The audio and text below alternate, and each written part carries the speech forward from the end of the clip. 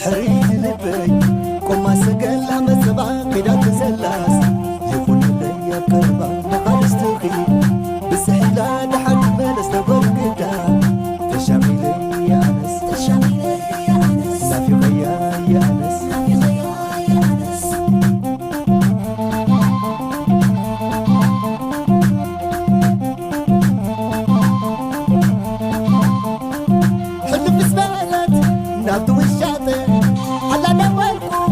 شابو خصبه عقبتكم سلام فتواتن كبرانن أمن العالم تركو نيشان علي بيتسا ببزلهم هو سلامكم يبزح لي انكو عدما نوشان علي بسلام مزاخم نيلو ما عندي فيديو سخون كعا كم تلمد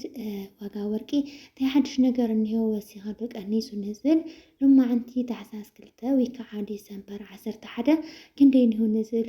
كرينا سكع فيديو فز امن هاتكتاتلو باخرتي عدم نشان علي حدش تسخونكم سابسكرايب نبرا سخونكم كعا لايك شير نقولكم نختبر براتاتعني بتحت النايلاو لايك شير نتقول لي كعا كاول بينا مسكن كويس سميت انحيت لما عندي كعسة 4 كارنت جميرنا اسكاب 4 كارنت زلو كرئنا كارنت تاي مالتيو نتلمو نيتورك عقن معقن ايو مالتيو مالتم قدامي كان اي درجة مفلئي مالتي كبرات حواتي ان لما عندي بمجمرها نريو بعد 4 كارنتي كون بعد 4 كارنت بلو ما عندلت بناء إثيوبيا بيراو بانكي 10 شحن كلتمية سلسن كشيد وعلى مسناي قد مثلا سماع السالح نيرة كورا دركلو ني 13 قرش بيتا قدناش ارينا نيوز لازم لو ما عندها قاورقي قونجو اينيو مالتيو قصيرنا نري خاني بعد 15 كارنتي كون بعد 15 كارنت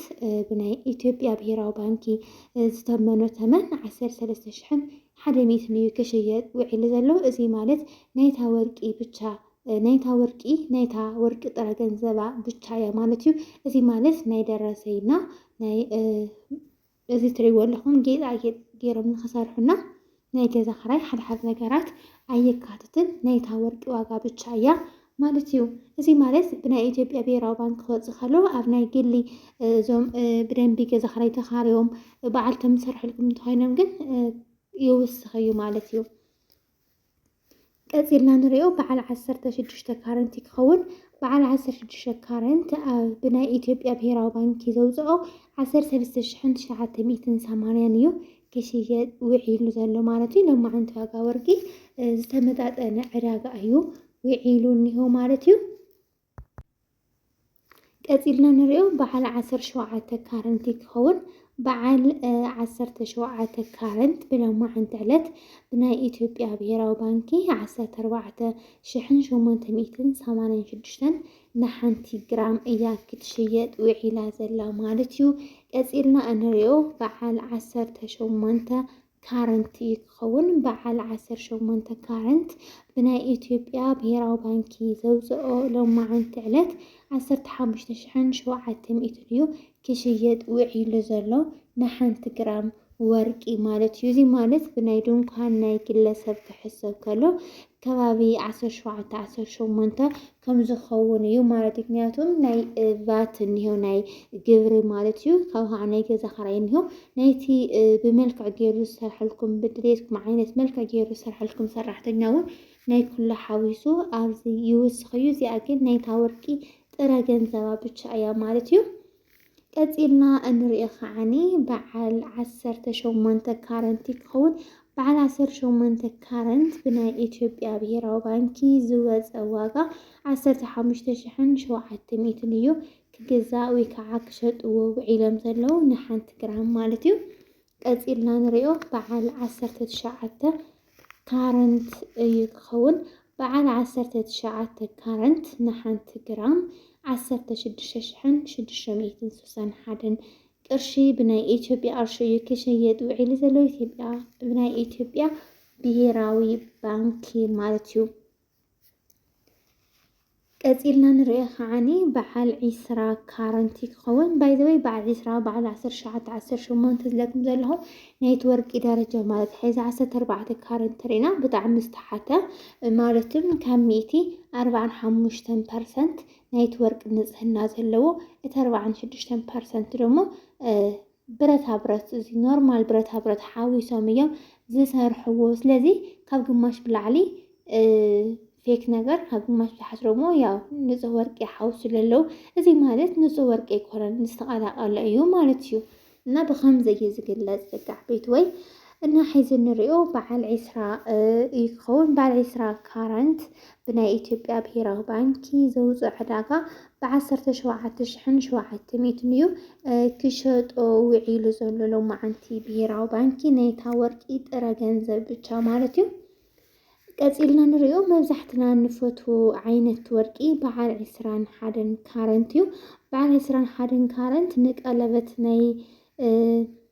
ቃል ኪዳን ዝኣስሩ መርዑት ይኹን ወለኒ ናይ ክሳድ ሃብል ዝስራሕ መብዛሕትኡ ሰብ ዝፈትዎ እዩ። ምክንያቱም ዳርጋ 85% ንፁህ ወርቂ ስለ ዝኾነ ማለት እዩ። እናም ብሎማዓንቲ ዕለት በዓል 21 ካረንት ወርቂ ንሓንቲ ግራም ብ18,340 እዩ ክገዝእዎ ወይ ከዓ ክሸጥዎ ውዒሎም ዘለዉ ኢትዮጵያ ብሄራዊ ባንኪ ማለት እዩ። ቀፂልና ንሪኦ 22 ካረንት ክኸውን 22 ካረንት ብሎማዓንቲ ዕለት ንሓንቲ ግራም ብናይ ኢትዮጵያ ብሄራዊ ባንኪ 19,200 እዩ ክሽየጥ ውዒሉ ዘሎ ማለት እዩ። ቀፂልና ንሪኦ በዓል 23 ካረንቲ ክኸውን በዓል 23 ካረንት ንሓንቲ ግራም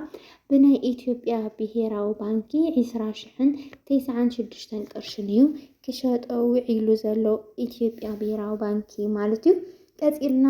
ኣብ መጨረሻ ንሪኦ በዓል 24 ካረንት እዩ። 24 ካረንት ወርቂ ማለት 100 ካብ 100 ንፁህ ወርቂ ምንም ዝሕወሶ ዝቀላቀሎ ዘይብሉ ማለት እዩ። ስለዚ ክብራት ኣሕዋቲ በዓል 24